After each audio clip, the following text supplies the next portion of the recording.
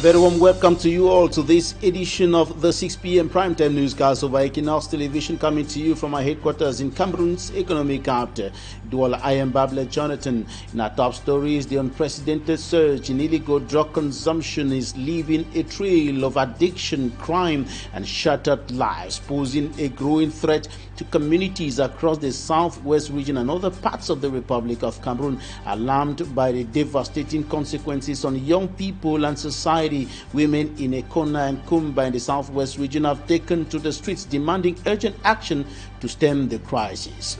And internally displaced persons, people forced out of their homes by violence in the crisis-stricken northwest and southwest regions of the country, and other inhabitants of Vok Basin, the nation's political capital Yaoundé, are sending distress calls to the administration over a forceful eviction exercise, a planned eviction exercise by Yaoundé city municipal authorities, and inhabitants are calling on the government to put an end to the plan. Those are top stories.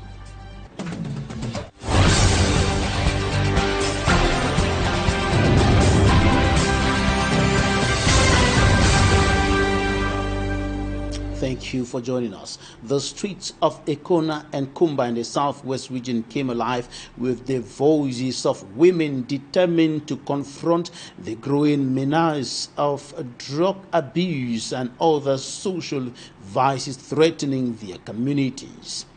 And they took to the streets protesting over the increase in consumption of illegal drugs, particularly by young people, highlighting the consequences on the consumers and the society. Innocent as a report.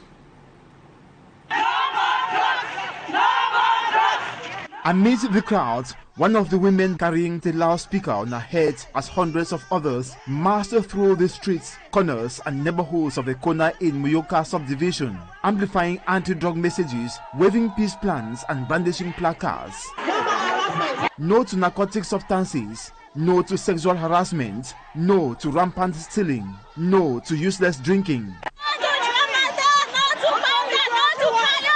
Through songs and chants, the demonstrators demanded an end to drug abuse and other social ills, saying the future of their children is at stake. For picking the don't spoil all for Ekona, they overtake drugs. When they take us, so they just talk to mommy them carelessly. We go for inside their houses, they didn't even get close when they wear them. They don't move, even all we close, they sell them. Only to go buy banger. The women also intercepted several men who allegedly pressured them to reveal where drugs are sold and where young people hide to consume them.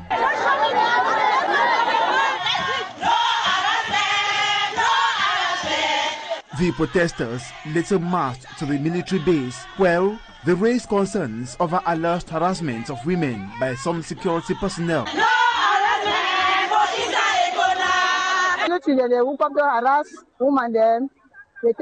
Receiving the delegation, military authorities assured the women that such behavior would not be tolerated and urged the victims not to hesitate to report any case of harassment for appropriate action. So that one, you don't be clear. The anti-drug campaign also spread to Kumba in the Meme division, where members of the Catholic Women Association, CWA, of the Mystical Road Zone at Sacred Heart Cathedral, Fiango, staged a peaceful protest against drug abuse and other social ills. Carrying placards, they urged young people to reject drugs, drunkenness, and smoking, while calling on parents to play a greater role in raising and protecting their children. Chieftaincy conflicts continue provoking social tensions across the Republic of Cameroon. A case in point in this newscast is the Dogba community in the far north region of the country, where the installation of a traditional leader provoked tensions in that part of the country. As for me, I'm from Sandra Telsos. 25 kilometers away from the Maratu subdivision in the Jamari of the far north region, precisely in Dogba Chiefdom, the senior divisional officer for the Jamari division, Jean-Marc Ekwambarga, presided over a consultation to designate a new second-class traditional ruler. At the opening of the ceremony at the esplanade of the Dogba Lawanat, parts of the population protested, demanding elections instead.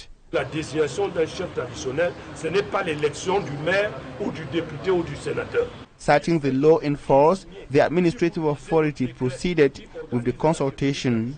On parle de la désignation.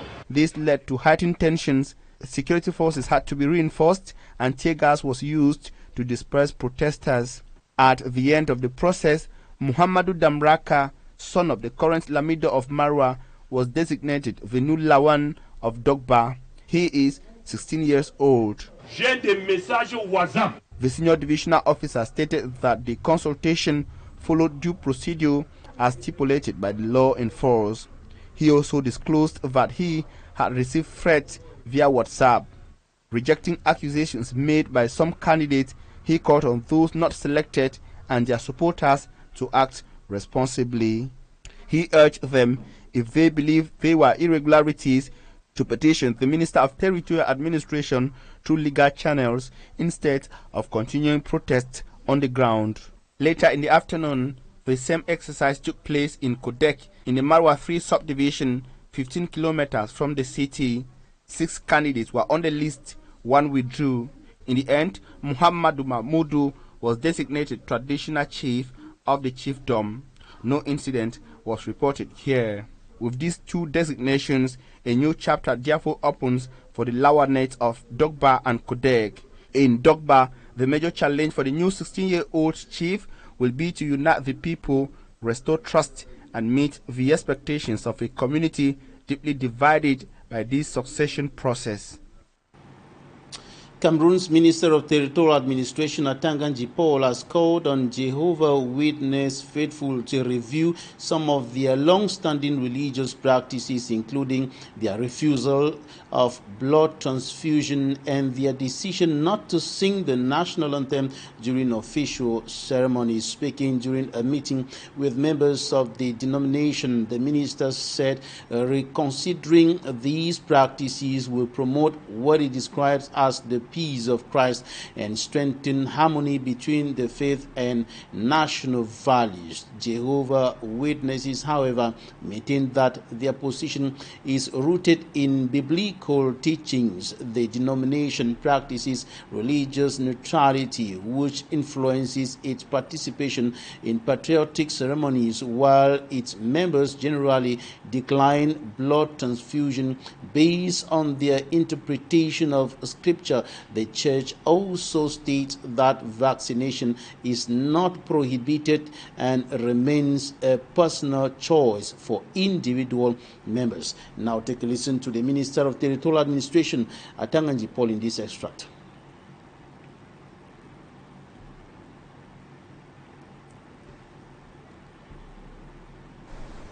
Make it clear that singing the national anthem is an obligation. We are all Cameroonians, and the identity of Cameroonians, we have the national flag, and we have the national anthem. And that is why in all international gatherings, you can look at the World Cup, there is no football encounter that will start without the singing of the national anthem. All the countries invited, taking part in the World Cup, you see every day. Before they start the match, the teams will come left and right, and you stand, and they sing the national anthem. That is item number 1. You exchange your flags and you go in for the competition. So I think that it should not be an issue to say that you have accepted to sing the national anthem or not. It is an obligation. The national anthem is an obligation. It's an obligation. It is not subject for any kind of discussion or debate. You are preachers of good message, or let me say the message of goodwill. So you have to accompany the government. If they put in place a national health policy, I think that what the church should do is accompany the government. That it's for your own interest. If you are sick, go to the church, go to the hospital. If I'm sick and you tell people, go and pray and pray and pray and pray, don't meet the doctor, he will heal you, that is a misconduct. That cannot be accepted. Respecting the national flag is a moral obligation. Abiding by the rules and regulations of the state is a moral obligation. Internally displaced persons, people forced out of their homes by violence in the northwest and southwest regions of the Republic of Cameroon and other inhabitants of Mvogbeti in the nation's political capital are raising concerns about a planned forceful eviction exercise by Yaoundé City municipal authorities, and they are saying that it is going to be devastating for their homes to be destroyed, and they are sending distress calls to the Yaoundé administration to take action to save them from what they qualify as an impending doom. Anabila reports.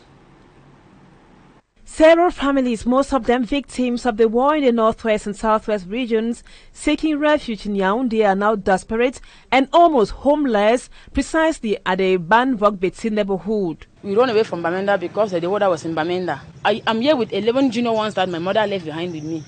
So I'm confused. So I have no parent. After using the last financial resources they had to procure a piece of land and erect what can serve as shelter to them and their families, the victims are informed that their houses will be demolished in 6 days.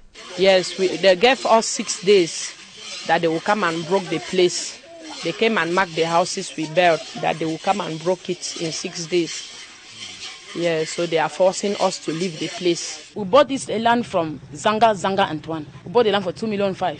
They want when we started building now, they come again. This is a field land. Even while in Yaoundé, life has been unbearable for these internally displaced people who ran away from the war. They consider this other imminent demolition of their houses as adding salt onto their injury. School is resuming very soon, in few days, few weeks. We don't even know where to start. The little things we left up there and come down here with. Look at the type of house we are living in. We're having but a carbo house, just a room, just to pack the family inside to run away from problems, run away from struggling.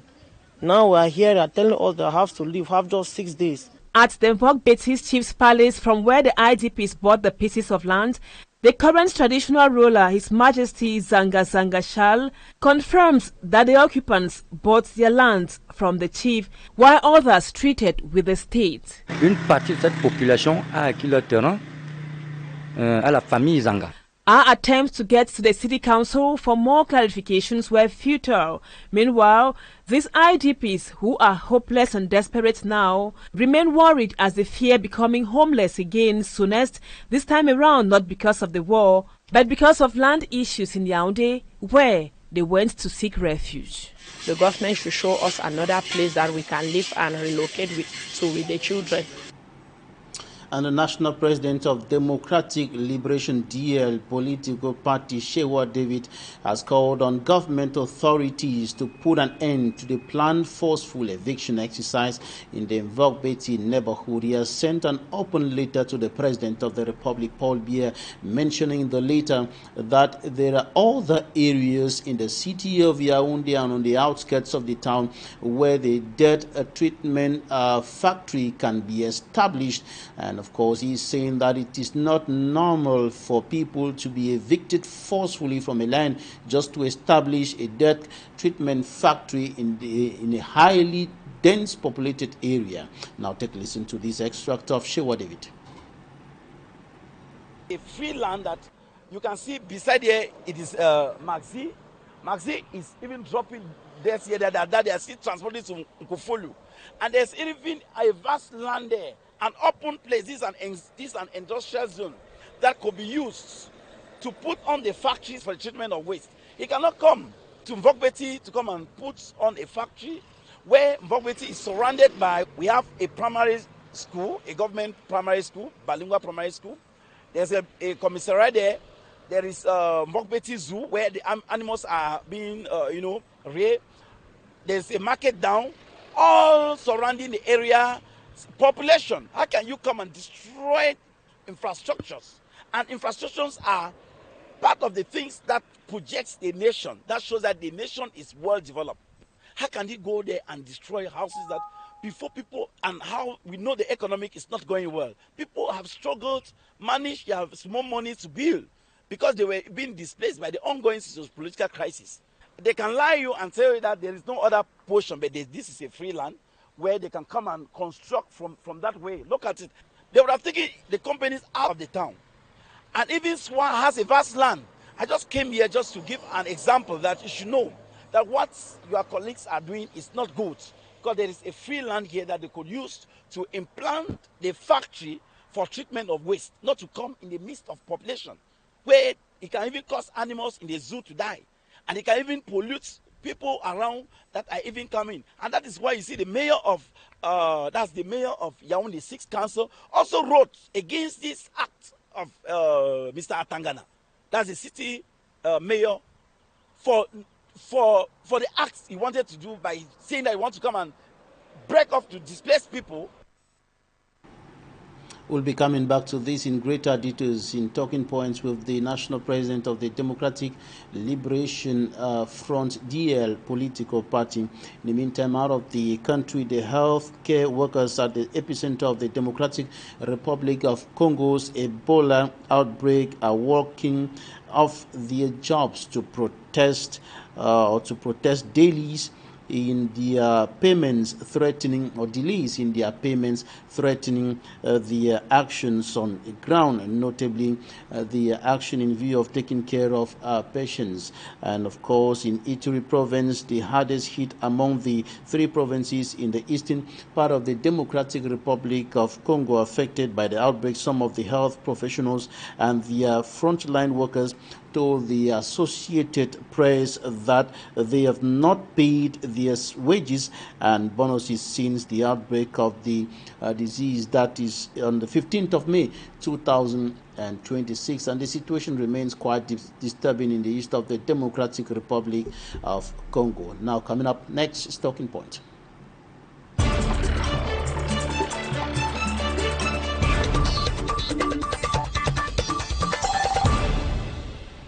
Joining us from the nation's political capital, Yaoundé, SHEWA David is the president of Democratic Liberation Party. SHEWA David, thank you for joining us today. First question, what is happening to the IDPs resident in Vogbesi, in Yaoundé, and of course other inhabitants affected by the planned forceful eviction exercise?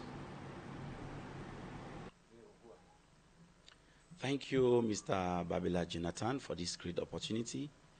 Yes, the issue of IDPs residents in Vogbeti is a very crucial problem. IDPs got spread in all over the national territory when this crisis started.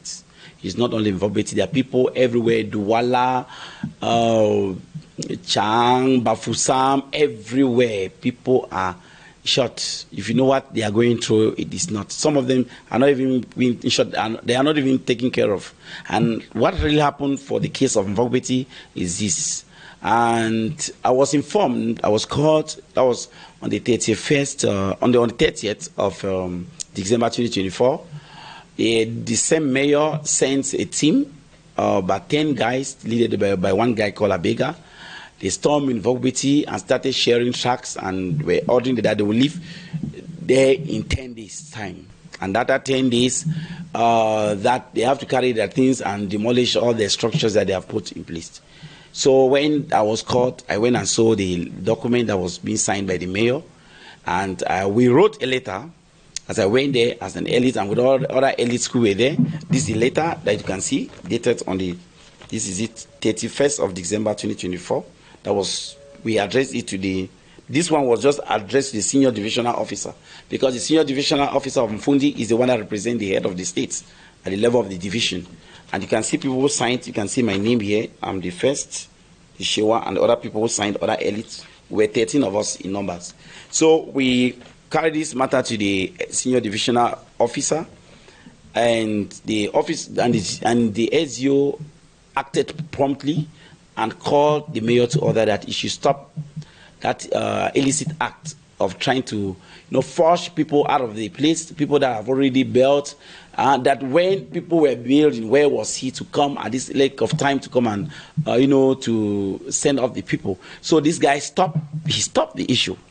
And when he stopped, now we knew that the matter has ended. Now, just the other day, as you can see, this note is this time. This one is signed. This is on the 26th of June, 2026. Signed by who? Messi Atangana Luku. You can see this is the letter that he signed, giving it. That was what mise en demeure, and the mise en demeure was that they are coming to take them off. Take them off within 6 days. This one he gave the 6 days. You see, this is another one. This is a notification of the mise en demeure. People can see. So this man came there, and they came again and shared this track. And I forgot something that happened before we acted on this 31st. And when this guy came and they were intimidating people that they should leave, now they confronted one woman that told them that that if really you people are really serious that we should leave this place, we are going to meet the Minat, Paul Atanganji, and they will explain this problem to them. And one of these guys told them that no, you people should not go, and you people should come and meet us in the office, and we will sell this land, the piece of land, to you. And in that motive, they were saying that they wanted to use the 3 hectares of land, that they want to implant a factory. So tell us, why are the municipal authorities threatening to forcefully evict them? Is it just about the establishment of the debt treatment factory? 1, 2, 3, 4. Thank you, Mr. Babila Jonathan, for this great opportunity. We know the IDP's issue came about the ongoing socio-political crisis that we have been hoping and praying that let the head of state to come to the table of dialogue with the separatist fighters so that this war should end. IDPs were all found displaced in the whole territory of the Republic of Cameroon, and Vopeti is one.